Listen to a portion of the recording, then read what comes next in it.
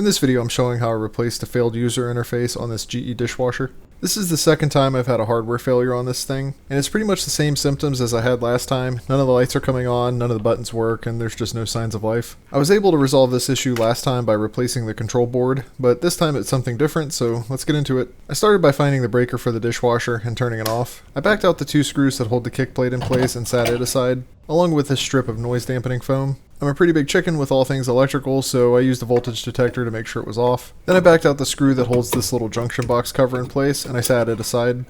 There are two screws that hold the metal tray with the control board in place. I used a screwdriver to back both of those out so that I could lower the tray down and get to the control board. This is the part that I had already replaced once, so it was kind of suspicious that it would have failed again so soon. Fortunately, there's a very simple troubleshooting step that you can do here to determine whether it's the control board or the user interface that's failed. And full credit here to the guy who runs the Bearded Appliance Repair channel for sharing this tip and several others with the world. If we zoom in on the control board here, you'll see it has this row of 5 pins, and the idea is we use a multimeter to test the voltage between pin number 5 and pin number 2. We need power for this part, so I'm turning the breaker back on. It was at this point that I noticed this board also has a green LED that was on. Seeing that also supported my suspicions that the board was probably good. But anyhow, I put one of the leads of the multimeter on pin number 5, and then the other one on pin number 2.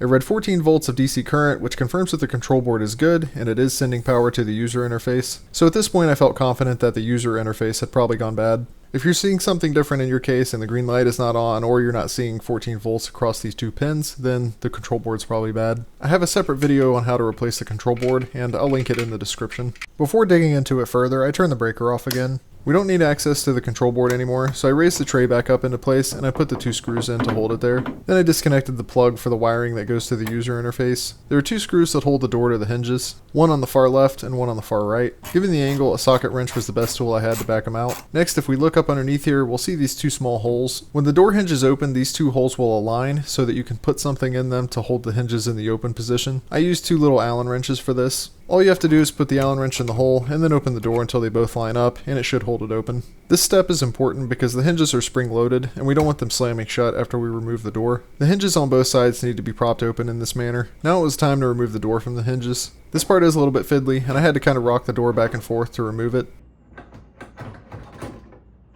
Just don't go too crazy here because the wiring is still zip tied to the rest of the dishwasher.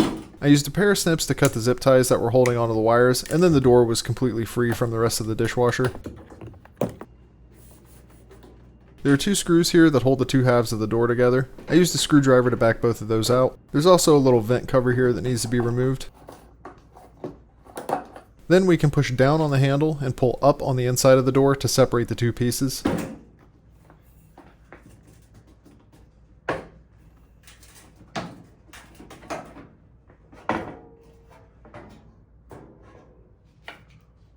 Alright, we can see we're getting a lot closer to the user interface now. I went ahead and disconnected the cable that comes from the control board. There are 4 screws here that need to be backed out. The 2 screws on the far ends are pretty short, and the 2 screws in the middle are longer. After the screws are removed, the assembly with the user interface should slide right out.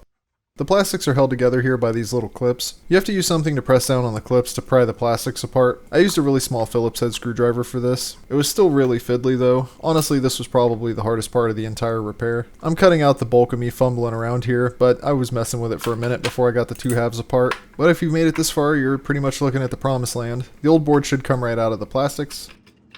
I'm absent-minded and will 100% get them mixed up and reinstall the bad part if I don't make a note on it. I decided to use a genuine GE replacement part. I got this one off of Amazon. I'll leave a link down below to the one that I bought. I'm not super happy with how expensive these things are, but add it to the list of things I'm not super happy with about these GE appliances. The replacement part should come with this sheet that we use to configure the personality. Aside from that, the new part is pretty much identical to the old part. If we look at the back side of the board, we'll see there's 4 little jumpers here. These jumpers are used to configure the personality.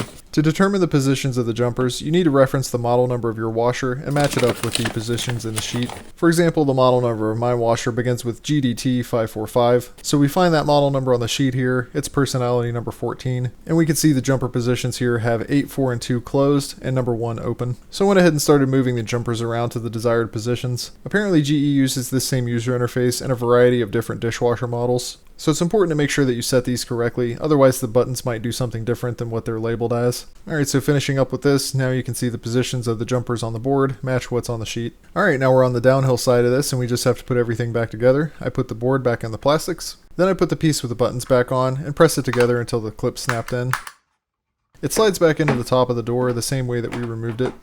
And now for the screws, remember the 2 long ones go in the 2 center holes here, and then the 2 shorter screws go in the holes on the far ends. And lastly, I reconnected the wiring to the user interface. For putting the 2 halves of the door back together, you'll see the plastic side has these teeth on it. They just match up with the grooves on the metal half, and then it slides down and into place. And this part's a little bit fiddly as well, but you'll know you got it when you see the hole for this vent line up here. Next, I put the 2 screws back in here that hold the 2 halves of the door together, and then screwed the vent cover back into place. Alright, getting near the finale here, it's time to put the door back on the hinges. This is another thing where you just kind of have to work with it, and I don't have any advice other than just getting the angle of the dangle right. And now that the door's back on, we can remove the Allen wrenches that were holding the hinges open on both sides. I went ahead and reconnected the wiring from the user interface to the control board. At this point, the suspense was killing me, so I flipped the breaker back on, and there you have it. That's the sound of no more washing dishes by hand. So finishing up here, I put the 2 screws back in the bottom that hold the door to the hinges. I put the junction box cover back into place, along with the screw that holds it there. I put the Stay Puft Marshmallow Snake back in, along with the kick guard, and then lastly the 2 screws.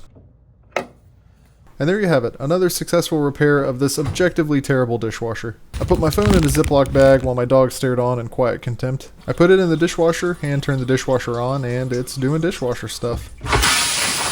Since I completed this repair, I've ran several cycles of dirty dishes through it, and so far so good, so I'm calling it fixed. You have my sincerest condolences if you're also a victim of this dishwasher, but I hope this video was at least useful. Hit like if it helped you out, and thanks for watching.